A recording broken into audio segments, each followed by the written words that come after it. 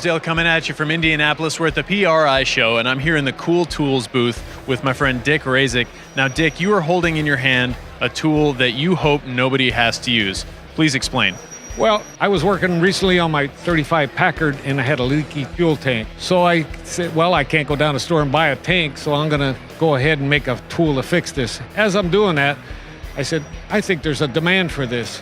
So I came up here with this new tool, and I call it the fitting fixer. Whether it's an oil tank, a radiator, or just a regular fitting, you're going to be able to repair it on the spot, whether it's in the garage or at the racetrack. It could save your race. It could save your race. Now tell me, what does it fix exactly? I know you said leaky tank, but what does it address? Okay, it addresses, once in a while, this area here will get damaged from over-tightening, or who knows, it maybe got hit in an accident. So what we're going to do is we're going to put on this guide, which is a lapping tool, and they'll come in and refinish that surface, that sealing.